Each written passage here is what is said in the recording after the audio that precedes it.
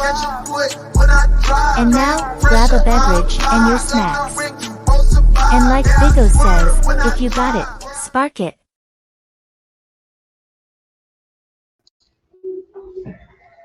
What's good, everybody?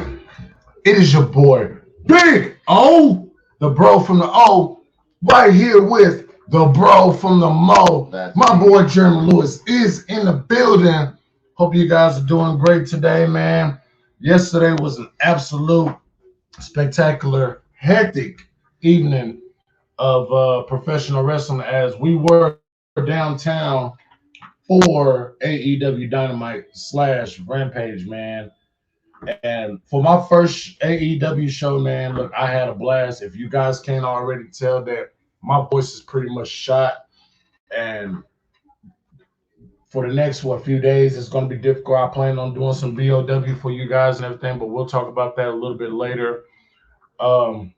Real quick, guys, before we get started about the AEW Aftermath, man, make sure you go follow my boy Rob on YouTube. He just reached 800 subscribers, man. Congratulations. 800 indeed, bro. Fucking nuts, man. Congratulations to my bro, man. Of course, support my bro from the Mo right here. My boy Jeremy, the mid-most smart, man. He got a channel coming soon. A lot of content is about to come out, man. Y'all make sure y'all go subscribe to his channel too and everything. Also, show him some love through the Cash App, $ mid-most smart on the YouTube. On the Cash App. And always, guys, always show your love to the channel. Hit that like, hit that subscribe, hit that bell for all notifications, and make sure you share to keep your people aware and everything. Hell yeah. Guys, last night Dynamite was absolutely amazing. From a wrestling standpoint, absolutely great matches. I got to see the people that I wanted to see, the majority of them. No Kenny, get well, Kenny Omega. Get well, Kenny. Yes, get well, Kenny. Did see Sky Blue, saw Tony, got to do the Jericho song. Even Jericho liked one of my replies on Twitter and everything. You guys should go check that out and everything. But, bro, what do you want to talk about, man? Sorry to pull the Cody Rhodes thing. Oh, no, it's all good, man. Like, for what it's worth, that show, you've heard me say that the live experience is a lot different than watching it on TV. It's a lot more enjoyable, and the atmosphere is electric. It will get you going, and you'll see a lot of people reacting to whenever they're at a live show compared to watching it on TV. It's miles different in reaction because, I mean, you're seeing every bit of the product on TV versus when you're watching in person. Like you're captivated. Your attention is focused there, and like say you're not having the commentary sidetracking you or confusing you or whatever. Basically pulling their whole commentary shtick. So there's a lot more room to focus on the actual in-ring product. And last night, the in-ring product was an A- in my opinion. Okay. Everything down the card from where it started with Roosh and Swerve to Mark Briscoe and Jay Lethal. That actually was one of my favorite matches, honestly, just the storytelling in it. Down to Riho and Saraya. And I don't, I'm one of those people that isn't necessarily a fan of Riho, but last night, she gave Saraya probably her best match in AEW. Saraya had her best match in AEW last night at the hands of Riho. So, think about that, y'all. Think about that. And like I say, that's coming after I came back after the show and watched the whole match back. And it's just a level of unbelievability that Riho has. And last night she destroyed that whole idea that she is not big enough to face any of the bigger wrestlers in the company. We know Katana Chance, Io Sky, Zelina Vega, a shit ton of other women's wrestlers are her size, maybe not her weight, but her height specifically. and they aren't having issues. So, I mean, that's me more or less trying to give more credit to Riho, but at the same time, watching what she did last night, it was just impressive. Absolutely, Riho. Absolutely. Now we all know how I feel about the Joshi wrestlers and stuff like that. I'm kind of on the same line with JD when it comes to the Joshi wrestlers and stuff like that. But I will admit, Riho absolutely put up an amazing match last night. In my opinion, last night was probably the weakest match of the card. But I'm not saying by any means that was a terrible match. It was just the lowest. It was a damn good match. It was just the lowest quality of all the matches that was on the show last night. But yeah, it wasn't quite the bathroom break that we anticipated it to be. Yeah, it definitely wasn't. It definitely wasn't the bathroom break that we all thought that it might be. It was actually pretty interesting. Soraya, you guys know, especially all my OTS family out there, you guys know exactly how I feel about Soraya, aka Paige. Not a fan at all. Not a fan at all. But she actually did showed up to work last night. She actually did pretty good. There was some botches in the matches, but we're not really going to get into too many details. But the botches were few and far between, and when they happened, they were quickly fixed, and the match moved on.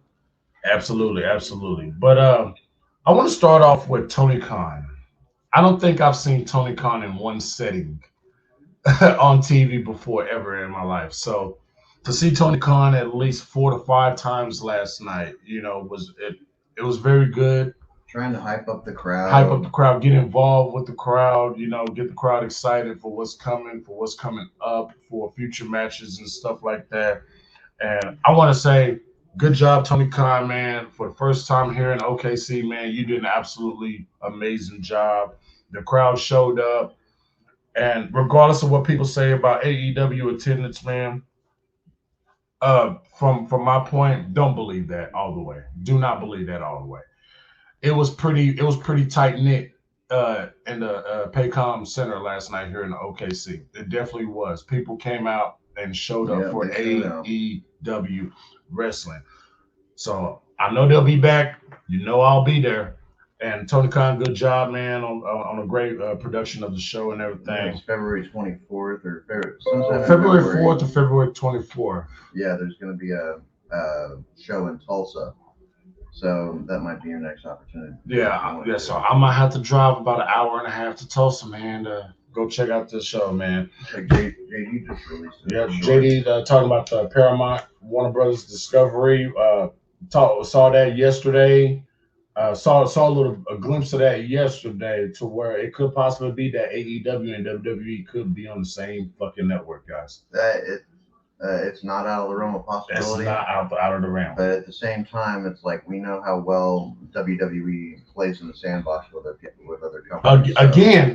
Again, I would like to say, even though that is true, that was under the McMahon era. Yep. This is Triple H. It might be a little different. That just a little bit closer, inch and inch each day. That Forbidden Door theory is starting to look a little bit promising for WWE and AEW. I want to start off, of course, with what I feel like was my match of the night: Swerve Strickland versus Rush. That was fire. The storytelling in the ring was pretty fucking good, all things considered. Each guy was trying to show why they are in the tournament, and they showed out. Rush, what's he at? He's been at 6 points for however long. Yeah. Gotten unlucky or kind of just crappy hand in the first bit of the tournament. But I mean, he got some wins, but we all know this isn't Rush's tournament. It's not Rush's tournament. This is all for Swerve, who I think will be the next AEW World Heavyweight Champion. In line afterwards. If not next one, he will be. Yeah. And 2024, Swerve will be swerving to the AEW World Title. I guarantee you that. Mark Briscoe, Jay Lethal. Woo! Bro, like, they cannot have a bad match. There is no way in hell, with all the history that they've had in Ring of Honor and elsewhere, to bring it to AEW. It just made it that much more special. And reach for the sky, everybody. Reach for the sky. Reach for the sky. RIP Jay Briscoe, man, wish you was here, man. One of my bucket lists was to see the Briscoes in tag action, on somewhere and stuff. But hey, I got Mark Briscoe. I'm still counting Jay was there too, man. So I still saw the Briscoes. So shout out to my boy Hooligran, man. Them boys for life, bro. Them boys. Man, look, Jay Lethal. And I remember when we was talking with Little Montana the other day and stuff, when we was talking about protective finishes and stuff like that. You mentioned to me that the lethal interjection is absolutely one of the finishes, one of the finishes that people just don't kick out of. Yeah, it is a Cody Rhodes said it a while back just before he had that ladder match with Sammy for the TNT title, cut a promo in the middle of the ring, and basically seemed like his going away promo because he said away promo. He may Get out of here. He may not have a chance to do it. They told him it may not be the time for it, but he said he may not have a chance. So, but he said if anybody who's going up against Jay Lethal, I believe he had a match that night with somebody, but he was saying if you expect to have a match with Jay Lethal, the lethal injection is the one move in the business that is one of the few moves in the business that people just don't kick out of. Avoid. And yeah, very protected finisher. You got to stay away from that lethal injection, man, because once that's hit, I mean, it's just a springboard RKO if you want to really springboard stunner. But then again, how rare does people kick out of the stunner? How rare does people kick out of the RKO?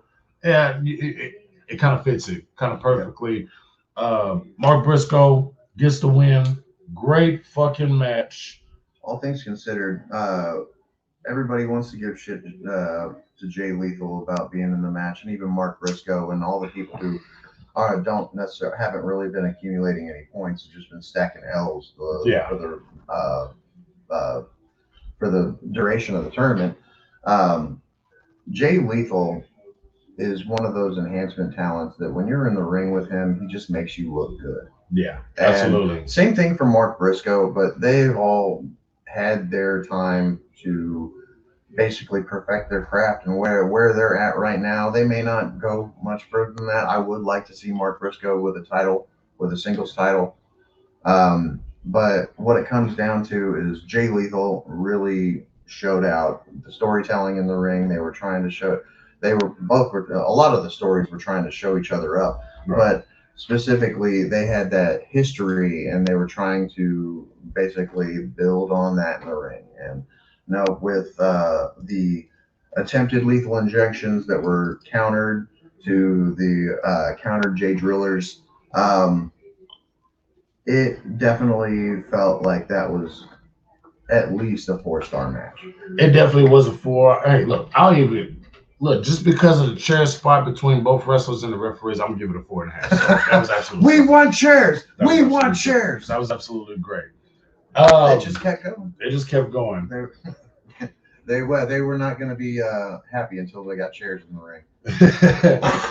We're gonna go pretty much kind of in sequential order right here, man. We're gonna talk about the MJF Samoa Joe promo. We still gonna talk about Moxley. Roddy, Ada, we're gonna talk about all that, man. That's actually where I want to go to next. Commander versus Roger Strong. My goodness, that was insane. It took a second to build up, just because we all. It was a slow burn, y'all. It was a slow burn. It was a slow burner at first, just because we all know Commander's matches. They're rather formulaic. They are. He's a high flyer. That's what he bases his offense off of. So, Commander was pretty much that. It was hard to say who had more momentum in this match, but Roddy at the very end with that over-rotated end of Heartache. Oh my God, that was like a lung blower end of Heartache. Yeah, I personally believe that was probably the best end of Heartache finisher I've ever seen Roger Strong do. It was like Commander literally did a full 360 flipping in there. Without going into the play-by-play, the move-by-move situation. That was absolutely amazing, man. Look, this storyline with Roger Strong, Adam Cole, and the Devil, MJF, Warlock, all that's going to come together. Probably at World's End, hopefully. Me personally, I'm not gonna lie. When it came to the Devil story, I kind of wanted to see Jungle Boy last night. There was not. I didn't really expect to see Jungle Boy, but at this point, since Punk's on TV and Jungle Boy, Jack Perry, he's just been chilling. And I mean, surely he wants to be back. He's filed those trademarks. Yeah, absolutely, absolutely. So give me 1 second, guys. Right here. Okay, I'll be here. Give me 1 second. I should just give a consent. Well. That's all right. This ain't gonna be that much longer. So we're good. Yeah, this is live. This is recorded. It's gonna be a premiere. Get used to it. So with Roderick Strong and this whole story with the Devil and everything, like I said, it's a fascinating story and probably the biggest story in the industry right now. We all know the stories that we've been kind of hanging on to the past few years with the Bloodline and the stuff that went on with Sami Zayn and KO before they teamed up against the Bloodline and stuff like that. This by far is probably the most interesting story. I'll even compare this story up there to when Aleister Black got taken out in NXT Black and Gold. Okay, we all know Nikki Secret. That was the whole theme of it and stuff like that. So, very good job for AEW, man. They did really good on that, man. I wanna give a quick like little shot little shout out to JD, Jesse, Guardian, Hologram, Ticket Drew, Jericho, Danger. Saw you at the show, bro. It was good meeting you, bro. Appreciate you for being there, and everybody else that came out to the OKC show. Even a few of my coworkers from Amazon was at the show last night. We all said, "Fuck work, let's go to AEW." That's what happened. Shout out to Rob, Future, Little Montana, man, the whole crew, Cooper, Maverick, the whole crew. Can't forget about Maverick and Cooper. Can't definitely forget about that. Bro, why don't you go ahead and get into the promo with Joe and MJF, man. I'm gonna handle some business, man. Be right back, guys. All right. Anyway, so the promo we saw backstage with Joe and MJF, they're going back and forth about why they're about the issues that they've had and that he can't. Joe is being untrustworthy, and now MJF can't having trouble trusting him. So they separate, and he looks down and he sees the mask in front of the Mogul Embassy locker room, which kind of surprised me, but at the same time, the devil is going to play a lot of tricks. He's going to try and convince people that he is who he isn't. And so I kind of saw this as kind of just a play on future events. Knocks on the door. Nana comes out and, "Hey, Nana!" and then immediately puts him up against the wall. Ultimately, I thought this was very well played for Nana to take the wall shove and then Swerve to come out. And you better be careful how you're messing with my property. Don't touch my property like that. But it's great. Nice to see you. You've been ducking and dodging me for months. No, that was a nice introduction to a later feud that we will likely get hopefully early on in 2024, but it's hard to say. As far as Joe coming back in and being no-show Joe, he's always not around whenever the moment is really counting. He showed back up and was like, "What's good in the hood, gentlemen? What's good in the hood?" And like trying to play that whole I'm cool angle and whatnot. And it's like, "You gonna mess with my guy?" And so I'm really excited to see how this is gonna go. The whole idea that Joe is ultimately very much going to either screw MJF or just wallop the ever-living shit out of him at World's End and take his title. It's hard to say. Joe deserves a world title. I didn't like the way he vacated the TV title because it just made it seem like it wasn't important. And whenever a title is vacated specifically like that, like I don't know, I can't necessarily get behind it under certain pretenses, but um, Joe just focusing all his attention on MJF and keeping him healthy uh, as his highest priority right now. Like I can't say that he's doing wrong in that. Um, where'd it go? Oh, but as far as MJF, he started to show us a lot of babyface characteristics. Very much a tweener when it comes to people that he doesn't like. If you've noticed, he just kind of reverts back into that old MJF. And it's shadows of what we all grew to love and hate at the same time. Um, he's just so fucking good.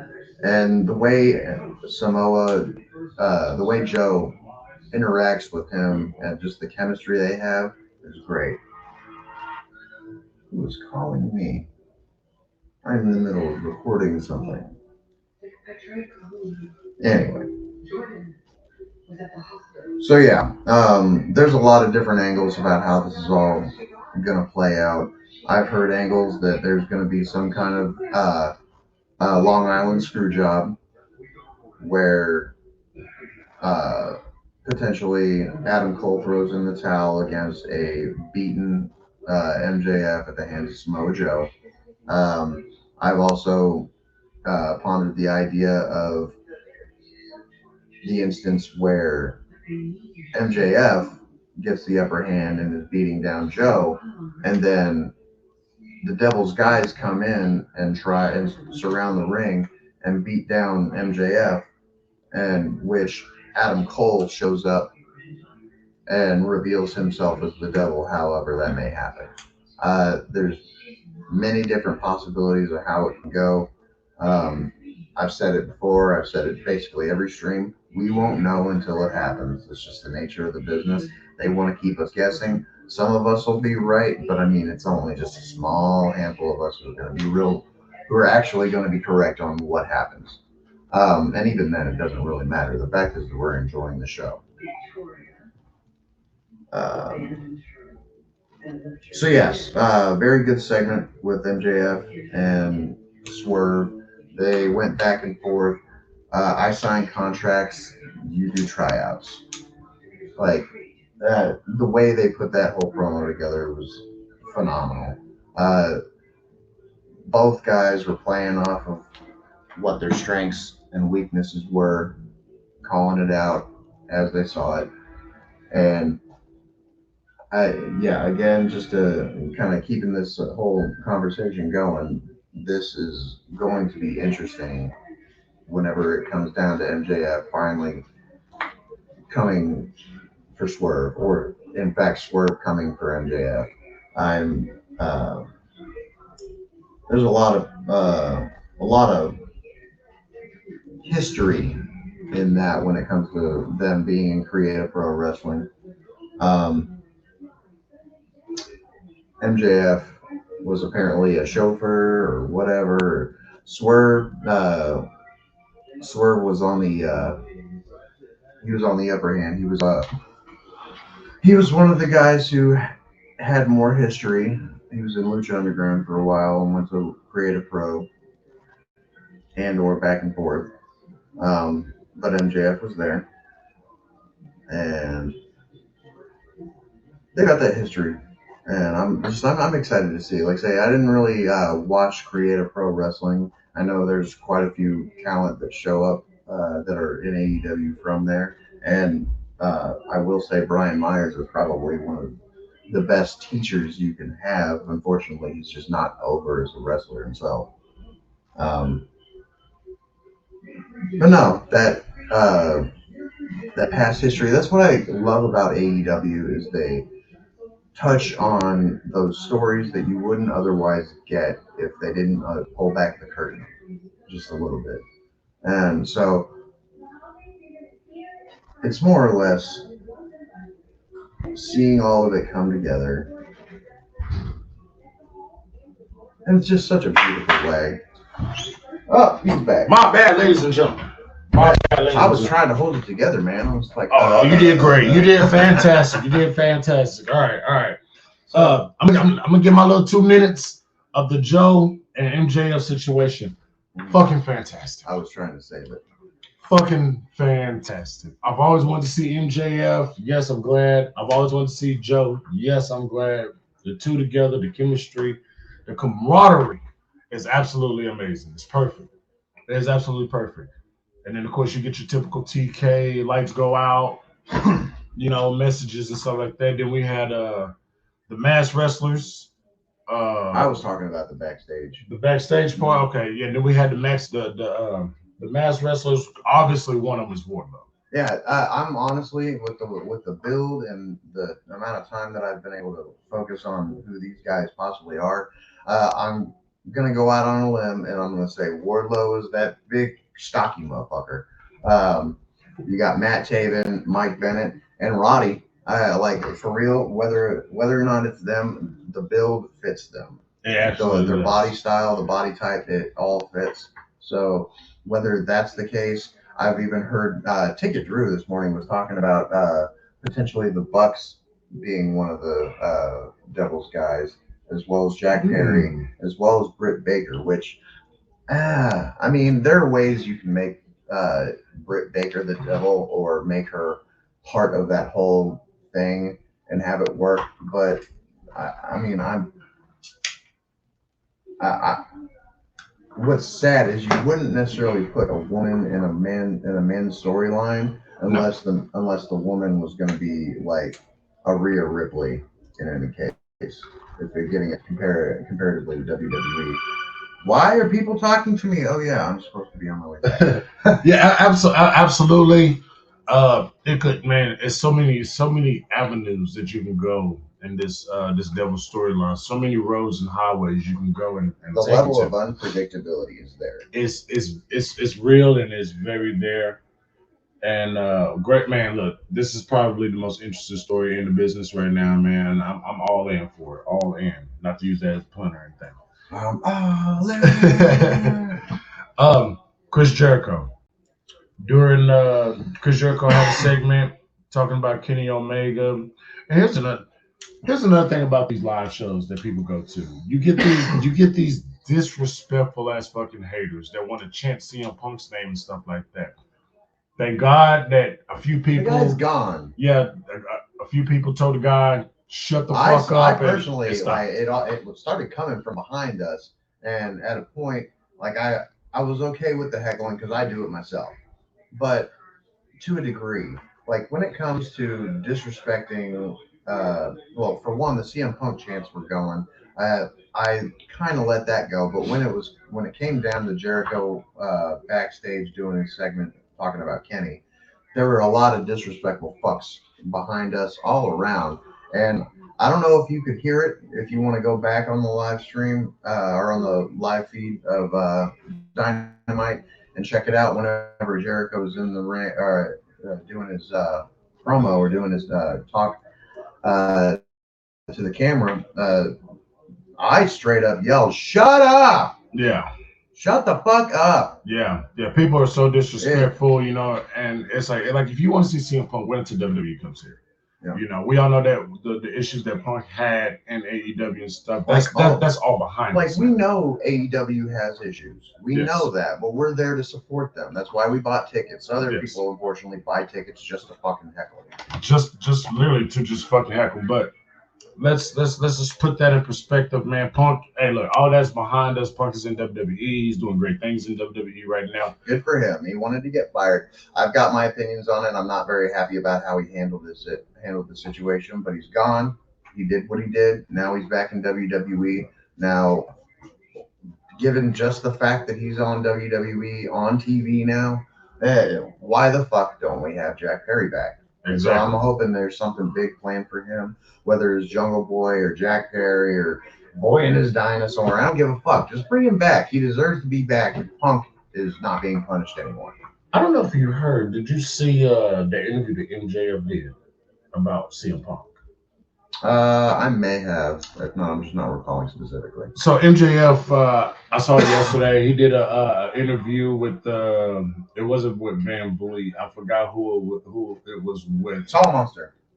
It might, yeah, I think it might have been Solid Solid Monster, Monster. but I think, yeah, I think it was Solid Monster. Solid Monster, yeah, it was Solid Monster. Solid Monster asked him a question about CM Punk being back in WWE, and genuinely, and I watched that whole interview. Genuinely said, that Punk and MJF are actually pretty good friends, and he talks to Punk not on a regular, but every so often. We know that both of these wrestlers, their schedules can be a little hectic. MJF is absolutely happy for Punk. Absolutely happy for Punk. And MJF vouched for CM Punk as far as him leaving and going to WWE and stuff like that, which. We can advocate for it all day. It's Yeah. not like it's going to do anything, but I mean, at least that the fact that he is just like, that's okay. He has my blessing to do whatever he wants. I mean, that's basically how I took that whenever I heard it. But all things considered, but that does bring me to my question about with all this and the adulation that MJF has given CM Punk after leaving AEW, going on WWE, and apparently already making a splash. We all know that CM Punk wants a main event at WrestleMania. I still believe it should be Punk and Rollins for the world title on night one at WrestleMania, which I will be doing a live stream here. Punk and Rollins, yes. Do you think, with everything that's going on, like in my eyes, they say never when you're WWE. They said that anything can happen in the business of professional Never wrestling. say never in the wrestling business, not just WWE, but yeah. Well, never say never, period. But we all know that that's associated basically with Vince McMahon when it comes to never say never. But with Triple H taking over WWE, we can say that for the whole business: AEW, New Japan, TNA, all that included. Is it possible? And I'm not saying that it's going to happen. I'm not saying by any means that it's going to happen for all you marks out there. Is it possible that MJF could filter on into WWE in 2024? Rumors has been coming out the past couple of days that MJF has not resigned. Now, originally, of course, you would say that. You're going to say that. You don't want people going ahead with the Of course he's going to say he hasn't re-signed yet. But the whole storyline for the bidding war of 2024, they got to keep that alive somehow. Yeah, I feel that MJF is already signed. It's just all about keeping face, saving kayfabe, if you will. So I believe that. I'm not saying that it's not true. I'm not saying that it is true. But I'm more 80-20 that MJF stays in AEW. And that's kind of where I am too. The one thing about the business, and especially MJF, is that he is so good at blurring the lines between work and shoot that you just won't know.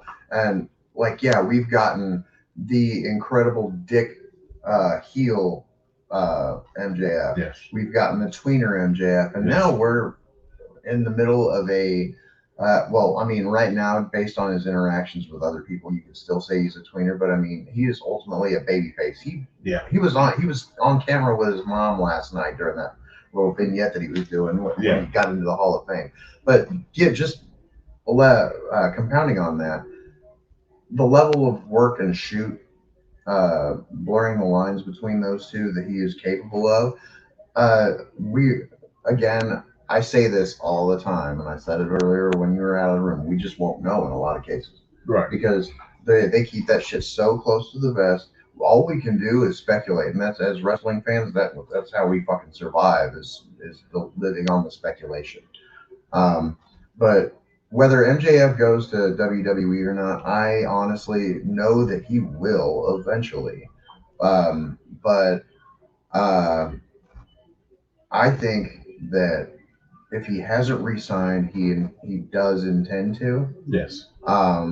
If he hasn't already. Yes. But again, he's not just gonna outright say, "Oh yeah, I've already re-signed," just because he's trying to do a shoot interview.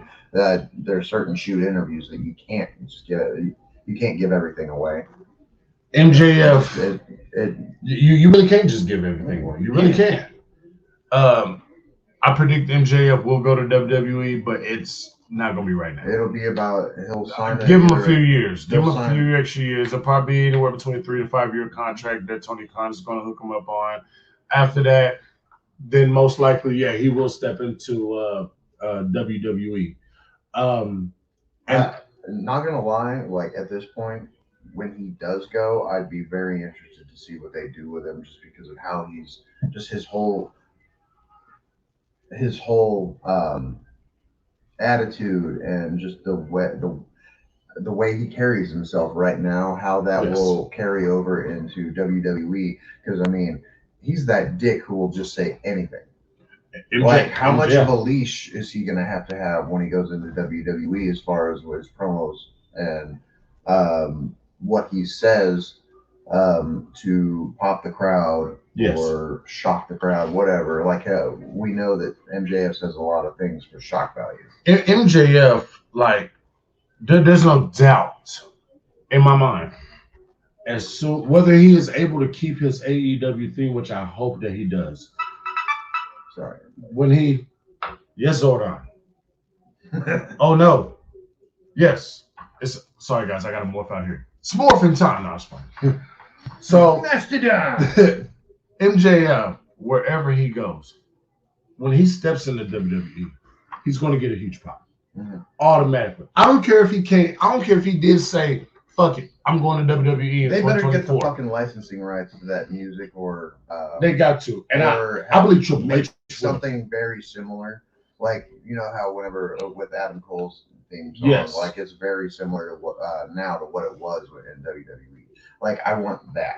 I would love that too, and I think Triple H is going to work his magic. Listen, y'all better start believing in Papa H, man. I told y'all last year that WWE is going to start changes and things once Vince is gone. Obviously, the changes have been there. You see the changes, you can feel the changes, you can watch the changes based on the matches that much as I hate they're out there. But, yeah, as much as I hate admitting it, like I say, because I've hated WWE for a long time. I've been jaded for a long time. I watched JD just to have the excuse, like, okay, I at least know what happens on it. Like, yeah, but all things considered, like, it sucked for so long. And now, like, we saw the direction Triple H was taking Black and Gold, and then it got pulled out from under him. Which again, like that whole Vince and Bruce, they gave him a fucking heart attack, and they knew it. They knew it. They fucking knew it. But and shame on them for that. Shame. But Triple H, he's going to work his magic. I told y'all last year, just give Triple H time. He has a lot of shit that he has to go back and fix because of what Vince fucking McMahon done did. Just give Triple H some time. He's definitely going to get Raw, SmackDown, and eventually NXT back on the right track. Well, I definitely can say he's got the fan support. He definitely does, yes. Yeah, just based on the influx of their attendance during shows, their levels of the missus is calling. No, it's fine. I'll call her back. The level of storytelling that they've been bearing witness to. Triple H has always had a great mind for wrestling. It's just a matter of them. And that's the thing. Triple H listens to the fans. And he listens to the people. It was just a matter of him being in the right spot. He's got so many ideas and things that he wants to do. What up, Cuzzo? Come on in here. What's up? Sorry. Hey, you know Jeremy. He be on the show. Oh yeah, what's up, man? Yeah, man. We went to Dynamite last night. Are you the Natalia lover? Mason. No, it's Mason. That's Athena. That's Athena. Oh, that's Ember Moon right there. That's her husband right there. Right on. Yeah. Cuzzo just showed up and everything. You know what I'm saying? Shout out to my cousin Mason. He just popped up in here, man. We're doing our review of last night's. We went downtown Dynamite. Yeah, that was. So we was on TV all night. We was on TV all night. So And real quick, man, hey, we're gonna get into this last thing before we shoot up out of here, because the bro from the Mo got to get back to the Mo. I gotta go to work tonight and stuff like that. So, but we'll get into that. John Moxley versus Jay White. Oh my God. Oh my God. Each move that was just a back and forth of I'm gonna fuck you up, you like I'm gonna one up you. No, I'm gonna one up you. Like, yeah, you heard Jay White say in the beginning of the match. Is it? This is it. This is John Moxley. What's the issue here? And then John just takes him to the ground and gets him in that rear naked choke. Yeah, the bulldog choke. Yeah, the bulldog choke. Real quick before we continue, I wonder if all you guys wanted this as well, because I wanted it. I think the bro wanted it. Was there going to be a double count out, or was there going to be a no contest or something? Because in my eyes, both guys did not deserve to lose. But no, this is a tournament. This is a tournament. Somebody had to continue. And here's the thing: we've gone how many weeks with this whole stipulation? 3 points for a win, 1 point for a time limit draw, 0 points if you lose. Yes. Why would they have that stipulation? Why would they say, "Oh, you can"? Is it just like as a caveat to the whole thing? They just want an extra, like if some shit were to happen and we have a time limit draw, just in case shit happens. That's where the time limit draw comes in. Or, well, because why would you even have it if you're not going to use it? Because here's what just as a booking standpoint, why would you have it and not use it? Because the way that I looked at it, it was like this: if you was going to have a time limit draw, in my eyes, now that I sat here and I had a little chance to kind of mellow over and think about it, at the end of the day, if you had a time limit draw, I think the only thing you would have to do if you're AEW was still to make it a triple threat match. It's still a triple threat match. Yeah, and how it's going to turn out? Is it next week? Yeah, next week. The Go Home Show. Next week on the Go Home Show. So we'll have a Gold League triple threat showdown for whoever's going to. You have the finals for the finals for the Blue League, finals for the Gold League. The winner goes to World's End, and we will crown us a new champion. I feel that it was going to be a triple threat either way. If it was a time limit draw, or if Moxley would have won, then it would have been just Swerve versus Moxley. But Jay White won, so now it's a triple threat match. I couldn't argue. Bracket, so I could not argue about how this tournament has gone, especially in this last couple shows. Absolutely, because there's a lot of jerks on Twitter who think that this was just an absolute waste of time. Well, who the fuck are you guys? And it's people who don't understand the basis of how certain tournaments are going to go. If you just got a normal bracket tournament where two people face each other and the winner advances, the loser is out of the tournament. Those are fun, but those are cliche. They were, and even sometimes they can be very predictable. Mm-hmm. With Jay White and John Moxley, it does leave that room of unpredictability because both guys have been on the roll lately. Well, and here's another thing with round robins versus the whole bracket style. Right. The bracket style allows for just a bad day. It does. Yes. A loss on a bad day where you would have otherwise won. Yes. The round robin tournament design, like say you may get out of contention level, but you're not. The whole thing is you're not gonna not be in the tournament after if you lose. Exactly. It's just how many points you're gonna get, and ultimately you're gonna see who's the best of the lot in this situation. Much. You're not gonna. Somebody may lose, but they may just be having an off night, and that's the whole point what I was saying about the bracket style. Like somebody can get eliminated just on a bad night. For just think of the G1 guys. Think of New Japan's G1 Climax tournament. All right, it's roughly similar to exactly how that went.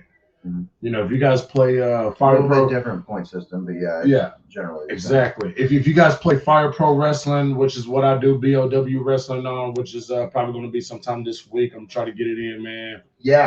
We'll try to get that in, man. Still got to do Road to Glory 2023, man. You know, Still got that Rob Bebe versus Hill Scripps match in the making, but they want to save that. I'm still waiting for my referee time. They want to save that. They want to save that. So we're going to save that. We all know that Derwin's going to be a special guest referee of that match. But if you guys play Fire Pro Wrestling, they have something similar to what they did in the Continental Classic or G1 with their little tournaments in that game too. You know how that works. That's exactly how that works. The round robin, man. Look, it's fluid. Okay, the round robin is fluid. All right. It's unpredictability. You don't know what's going to happen. Some matches are predictable. Other matches, you like, what the fuck? So, but Jay White wins that match. He, John Moxley, and Swerve next week. Triple threat. Winner goes on to World's End to fight for the title against the Blue League winner out of that bracket right there, man. But a lot of that's going to be decided this weekend on Collision. Yeah, something like that, but. Other than that, man, look, Dynamite here, first time in OKC was absolutely amazing, man. I appreciate everybody who's showed love on Twitter, who showed love on my YouTube channel, who showed up at Rob's channel last night while he was live and we was live on there inside of Paycom Arena with him and everything. That was nutter. Absolutely nuts, insane, just out of this world, man. Didn't get close. I got close, but not close enough to Tony Storm, which was absolutely wonderful. Cakes all day. Sky Blue was there. Cakes all day. And it was an amazing time, I've got plenty of nice things to say about Tony Storm and her bottom.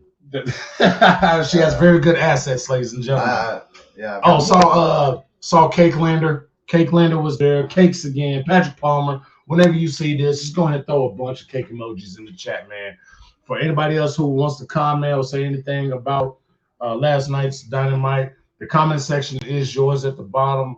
You want to talk about something, you want to debate about something, go ahead and throw it out there. Let's talk. Make me change my mind about what you feel about a certain segment at Dynamite. Matter of fact, in any PLE or pay-per-view that WWE. Try and change my mind. I'm pretty open-minded. You know what I'm saying? So that's what I'm here for. You know, people who come and bash other content creators about what they see. Listen, guys, they're just opinions. You don't have to take them seriously. If you want to throw in your opinion, be respectful about it, okay? Mm-hmm. You don't have to be a fucking dick or a fucking jerk just to say what you want to say. Say what you got to say. Let's debate about it. You can change our minds, or maybe we can change your minds and get you on the same track. Just because we're wrestling fans and we have our deep-seated and woven opinions into the fabric of our being does not mean that we are not capable of civil discourse. Absolutely, man. And if you guys didn't see it, man, go back and watch last night's Dynamite. Hey, we was on TV all damn night. I was this close from John Moxley, man. We were all over that. This close from John Moxley, man. My bro from the Mo, if you would just ever so kindly just slide to the right a little bit. That sign was on TBS all fucking night. That sign was on there. For how quickly you threw that together, I was very happy. In the car. That you had such. In the car. Do you understand? Record time. Swerve. When I drive. Y'all go look for that sign. Y'all know that's me. That is me. It's your boy Big O. All right. Right there. And of course, my bro from the Mo got the OTS sign out there. Even showed the Talking Shit podcast. Shout out to Dr. Evil Genius and Mrs. Evil. And Mrs. Evil. Much love to you guys, man. Appreciate you guys for the love and everything, man. But, bro, what a night. What an evening. What a show, man. Thank you. Shout out. Thank you, Tony Khan, for a wonderful evening here in OKC with Dynamite and Rampage, man. And a couple of the matches that you guys are not going to see, which is Jesse's favorite wrestler, Emi Sakura versus Holy Shida. Hikaru Shida. That beautiful Asian lady right there. Yes, absolutely. Saw her in action. She picked up the victory. Pretty good match, but Emi Sakura, good luck with that, Jesse. She got cake, though. She got some cake. Emi Sakura got some cake. Emi Sakura got some cake. Abaddon definitely got some cake, too. But congratulations to Hikaru Shida, and the hometown boy came home last night. It was Jake Hager, Daddy Magic, Mr. Nipples Hard, and Cool Hands. They was here in the 6-man tag match against the Dark Order, Evil Uno, Johnny Hungy, and who was the other one? Alex Reynolds. Alex Reynolds. And hey, the good boys won. Boomer Sooner, y'all. Jake Hager and Cool Hands and Daddy Magic, they picked up the victory, and that did end our evening here in OKC for Dynamite / Rampage. I'm not gonna give y'all no Rampage spoilers. Y'all just gonna have to wait till Friday. I'm sorry. Well, I mean, they can know to watch out for a certain big hefty bull. I'll tell y'all, Vikingo, who my first time actually seeing in person. I seen him in that match with Omega. Absolutely fucking fantastic. The dude is actually fucking amazing, like in the ring, like up close, personal, seeing him. And he went up against Taurus. Don't let the TV fool you. He's awesome. Taurus. Taurus. Don't sleep on him. Do not sleep on him. Black Taurus. Yeah, he's a nutcase. Do not sleep on him. If you've seen any of the moves that Vikingo is capable of, the spinning, the springboards, Black Taurus for a big guy is very he's like Jeff Cobb. Like I wouldn't be surprised if that was Jeff Cobb underneath that mask. He can definitely go. He definitely can go, man. Bro was telling me that Black Taurus would be a perfect fit for Rush's group. I think so. I actually do think so. And that's only if they're not worried about the whole luchador mask thing. Yeah. Since they unmasked 10 is the only reason why I would want to steer away from that. But just considering it's a luchador, or he's a luchador, and LFI is full of luchadors, and they have kind of a purpose. Yeah. I could see Black Taurus being a good addition to that stable. But that's just where TK feels that it would work. I mean, I could see him just being on his own. Absolutely. But I mean it's just a booking decision. Absolutely, man. It was a great day. It was awesome, man. I took off work for this day, and I'll do it again happily. But guys, man, look, appreciate you guys for being here, man, for this AEW OKC Aftermath, man.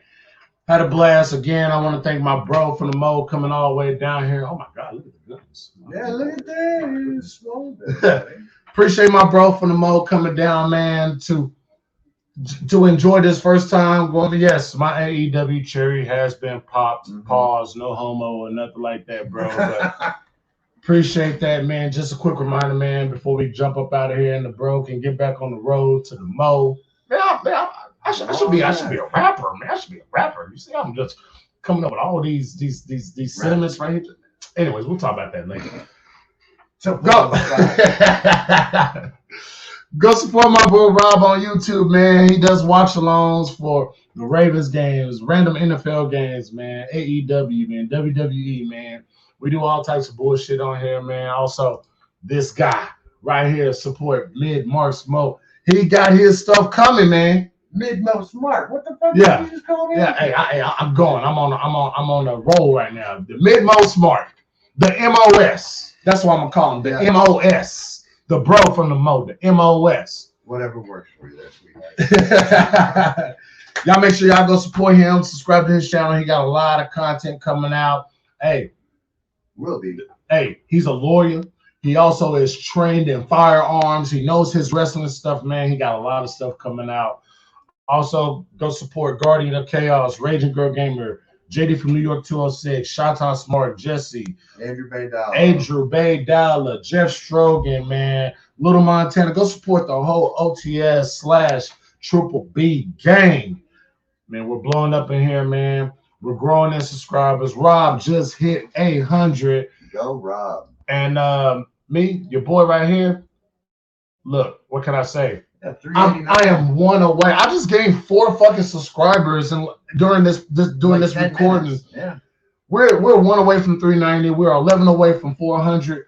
We're on our way to 500 subscribers, man. Listen, man, before we head up out of here, I'm going to leave you guys, of course, with the big old baby opening, man.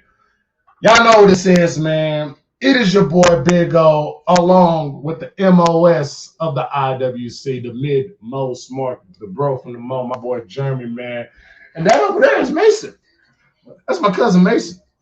And that's the Swerve When I Drive sign. Make sure y'all go look for that on last night's Dynamite, man. Y'all know what the OTS sign was. The OTS sign, the Talking Shit podcast, Dr. Evil, Mrs. Evil, man, everybody, Future, man. We love every single last one of you guys, man. We're going to shoot up out of here. The bro for the most is going to head out. Guys, appreciate y'all for being here. And we'll see you later.